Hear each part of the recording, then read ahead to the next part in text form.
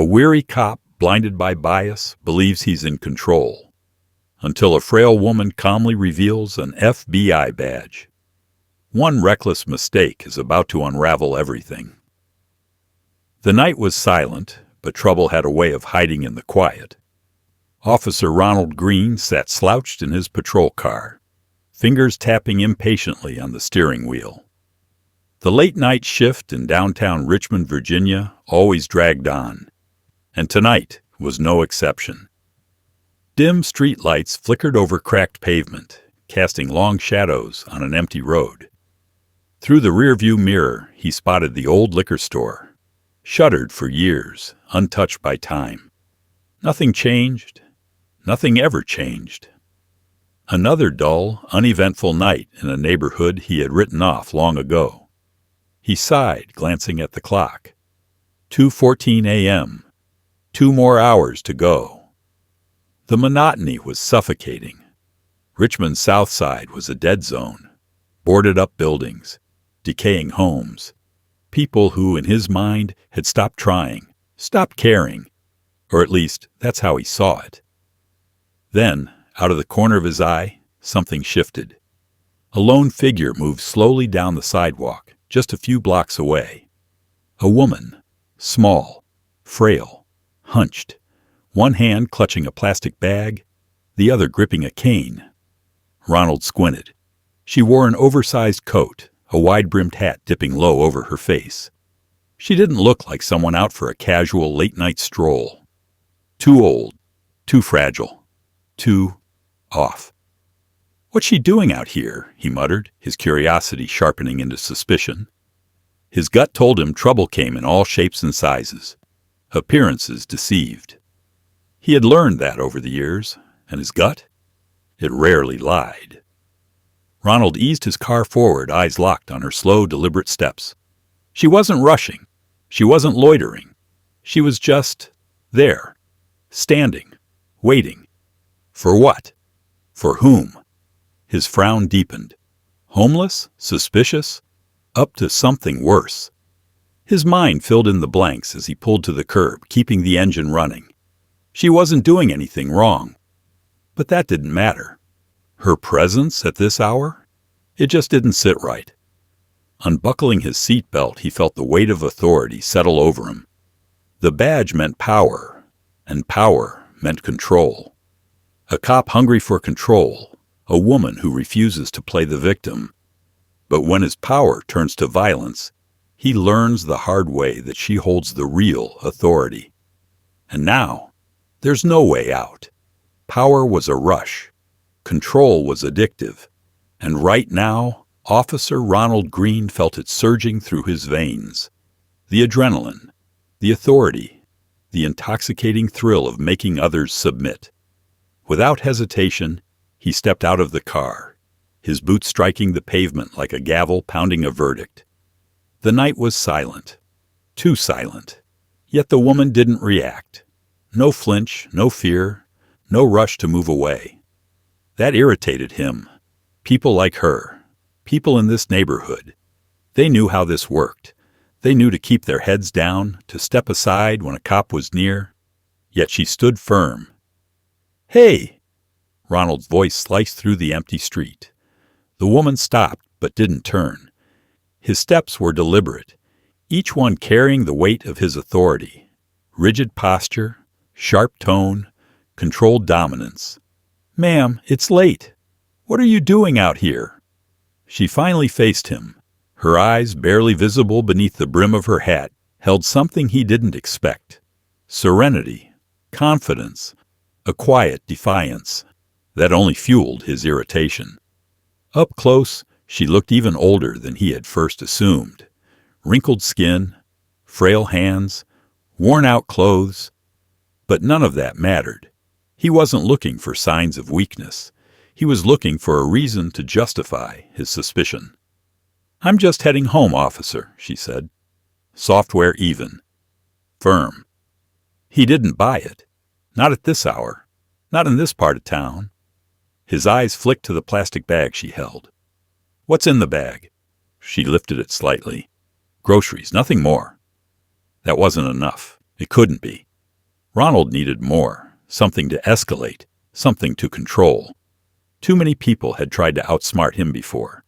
Too many had thought they were smarter than the law. "Show me," he demanded, voice lowering, edge sharpening. She sighed but didn't argue. Slowly she opened the bag. Bread, milk, cans of soup. Nothing illegal. Nothing unusual. Disappointment flared in his chest. He had expected more, needed more. "That's all you're carrying?" Disbelief tinged his words as his eyes darted around. No witnesses, no backup. Just him, just her. His grip on control was slipping, and that infuriated him. "Let me see your ID," he ordered, stepping closer, his tone heavier now, an unspoken threat hanging in the air. No hesitation, no protest. She simply reached into her coat, pulling out a worn wallet. Helen Brooks, local address, no red flags. Ronald flicked the ID back with unnecessary force. No reason to stop her, no reason to push further. But letting her walk away? Unacceptable. "You're out here for a reason," he growled, leaning in, voice razor sharp. "You think I don't know that?" Helen met his gaze, steady, unwavering. "I told you, officer. I'm just trying to get home." That calmness, that quiet defiance, it infuriated him. He needed fear, needed submission, needed control. "You shouldn't be here at this time of night," he spat, his voice a near growl. "Do you know what happens around here?" Helen didn't blink. "I've seen worse things than you could imagine, officer. Standing outside a store isn't one of them." The words struck harder than they should have. Worse things? Worse than him? Something snapped. Before he could think, before he could stop himself, his grip tightened on her arm. Tight, controlling, punishing. Helen glanced at his hand, then back at him. Her expression remained unchanged. "Let go of me," she said, soft, firm, and absolute. He didn't, wouldn't. How dare she tell him what to do? How dare she refuse to submit? His mind scrambled for a way to flip the power back in his favor, to force her into the role she was supposed to play, the scared, obedient civilian. "You think you can just stand here and disrespect me?" he hissed, his grip tightening further. Helen didn't flinch. "This isn't about me, officer." Her voice was quiet, controlled, too controlled. "It's about you." The words cut deep, deeper than he expected. A flicker of something foreign crept in. Doubt. His body reacted before his mind could catch up. His fist connected with her face. Helen stumbled, her cane clattering against the pavement. Groceries spilled. Cans rolled into the gutter. She didn't cry out, didn't scream. She simply wiped a trickle of blood from her mouth and straightened. Still calm, still steady. Ronald's breath caught, his fists clenched, his mind reeling. For the first time that night, fear crept into his chest. Not for his safety, but for what was about to happen next. "You're going to regret that," Helen said, her voice soft but unshakable. Then she reached into her coat. Ronald's instincts kicked in. His hand flew to his holster, weapon ready, power restored. But she wasn't pulling a gun. She held out a small black leather wallet. With a flick of her wrist, it opened. A badge. The metal gleamed under the dim streetlight. FBI. "I'm Special Agent Helen Brooks," she said, voice unwavering. "And you just made a very big mistake." The world tilted. The weight of her words crashed into him. His breath hitched. His confidence shattered. He had just assaulted an undercover federal agent. For the first time in his career, Officer Ronald Green didn't know what to do. Moments later, 2 squad cars screeched to a stop at the end of the street. Several uniformed officers stepped out, their hands on their holsters ready for action. Helen, however, waved them off with a calm gesture. They hesitated, exchanging uncertain glances, before lowering their weapons, though their eyes remained locked on Ronald. Helen turned to face them. "I'm fine," she said, her voice even. "But Officer Green here has some explaining to do." The lead officer, Sergeant Miller, approached cautiously, his gaze darting between Ronald and Helen. Confusion flickered across his face as he took in the scene before him. "Special Agent Brooks?" he asked, his voice hesitant. "What happened here?" Helen didn't take her eyes off Ronald as she spoke. "Officer Green assaulted me while I was conducting an undercover operation. I'll need to file an official report." Ronald felt his stomach drop. Assault. The word hit him like a punch to the gut. There was no coming back from this. He could feel the weight of every officer's stare, their judgment clear in their eyes. He had crossed a line, and now everyone knew it. Sergeant Miller's face hardened as he turned to Ronald. "Is this true?" Ronald opened his mouth to respond, but the words wouldn't come. His mind was blank, spinning with panic. What could he possibly say? That he hadn't known? That he hadn't meant to? None of it mattered now. His silence was all the answer Miller needed. "Turn around," Miller ordered, his voice cold. For a moment, Ronald hesitated, his body frozen in place. The world felt like it was crashing down around him, every possibility slipping through his fingers. But there was no escape. Slowly he turned, placing his hands behind his back. The metallic click of the handcuffs felt final, like the slamming of a cell door. Miller gave him a rough shove, guiding him toward the waiting squad car. As he was led away, Ronald risked one last glance at Helen. She stood there, calm and composed, watching him with an unreadable expression. He wanted to say something, to apologize, to explain. But there was no point. She had already made up her mind, and so had everyone else. The door of the squad car slammed shut behind him, and as the vehicle pulled away, Ronald realized that his life as he knew it was over. Back at the precinct, the atmosphere was tense. Officers who had once nodded at him with respect now avoided his gaze. Ronald was no longer one of them. He was the guy who had assaulted an FBI agent, someone who had let his temper and biases destroy everything he had worked for. The holding cell they placed him in was small, cold, and claustrophobic. The fluorescent lights overhead buzzed faintly, adding to the sense of dread that had settled deep in his bones. His mind raced, replaying the events over and over, searching for a way to make sense of what had happened. But there was no sense to be made. He had messed up, big time, and now he had to face the consequences. Hours passed in agonizing silence. Ronald sat on the hard bench, his hands resting on his knees, trying to figure out what would happen next. Would he be fired? Charged? Would this go public? The thought made his stomach churn. Just then, the door to the holding area opened, and Sergeant Miller stepped in, his expression unreadable. "Green," he called, motioning for Ronald to stand. "They're ready for you." Ronald's heart pounded as he followed Miller down the long, dimly lit corridor. They reached the interrogation room, and Miller opened the door, gesturing for him to enter. Ronald stepped inside, his pulse quickening.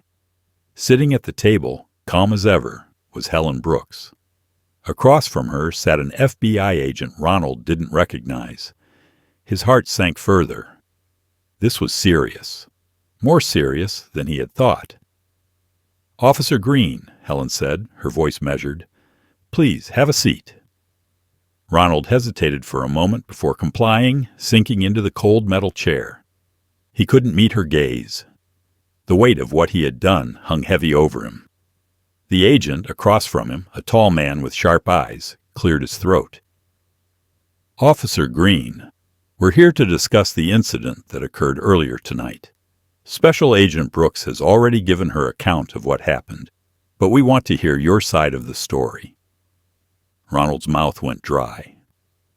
What could he say? That he had acted out of frustration? That he had lost control? None of it felt like it would make a difference now. I made a mistake, he began, his voice barely audible. I didn't realize who she was. I thought she was just another... Another what? Helen interrupted, her voice calm but firm. Another person who didn't deserve your respect? Another person you thought you could intimidate? Ronald flinched. Her words cut deep. He didn't have an answer. She was right. He had judged her the moment he saw her. His assumptions, his prejudices, they had led him down this path. And now there was no way to undo the damage. I didn't mean to hurt anyone, Ronald said quietly, his voice weak. It just got out of hand. Helen leaned forward, her eyes locked onto his. Officer Green, this isn't just about tonight. This is about how people like you, people with power, use that power to hurt others. You assumed the worst about me because of how I looked, because of where I was. You didn't stop to think for a second that maybe I was just a person minding my own business. Ronald's chest tightened. He had no defense, no way to explain what had driven him to that moment of violence. All he could do was sit there, drowning in the weight of his own actions.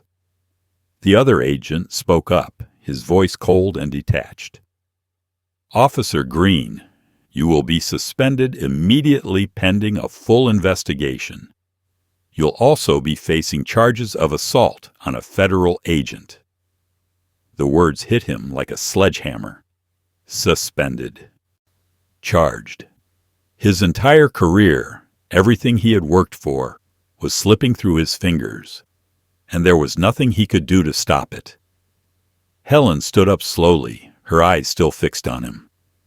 You have to live with what you've done, she said quietly. I hope you think about the choices you made tonight. With that, she turned and left the room, leaving Ronald alone with the crushing weight of his guilt. Ronald stared at the door after Helen left, the sound of it closing echoing in his mind. For a long moment he didn't move. He sat frozen in place, the enormity of what had just happened pressing down on him like a weight too heavy to bear. Suspended, facing charges. His mind raced with images of what his future could look like now. Court, a judge, Helen testifying against him, his hands clenched into fists, knuckles white against the cold surface of the table. How had it come to this? How had one moment of weakness, one split-second decision, completely turned his life upside down? The door opened again, and Sergeant Miller stepped in, his expression hard. You're going to be processed now, Green. They'll walk you through what's next. Ronald stood slowly, his legs feeling shaky beneath him. He followed Miller in silence, his mind numb, trying to accept that this was his reality now. Ronald stepped out of the prison gates, the harsh daylight feeling almost foreign against his skin. The world had indeed moved on without him, but he was still trapped in the past, shackled by the choices that had led him here. He took a deep breath, filling his lungs with the cold, crisp air of freedom, yet it didn't feel like freedom at all. His once proud posture was now slouched, burdened by guilt and regret. His name was tainted, his career destroyed, and his future uncertain.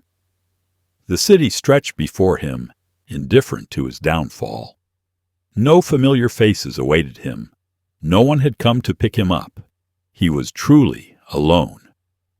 With nowhere else to go, Ronald made his way to the only place he could think of, his small, run-down apartment. The moment he stepped inside, he was greeted by the stale scent of neglect. Dust coated every surface, and unopened letters piled up near the door. Bills, legal notices, and messages he hadn't been around to read.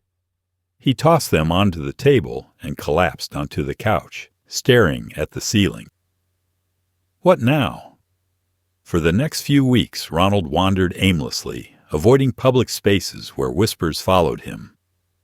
Job applications were met with cold rejections, some outright, others with polite dismissals. He was a pariah. The news cycle had moved on, but his name still carried the weight of his mistakes. The badge he had once worn with pride was now a distant memory, a relic of a life he had thrown away.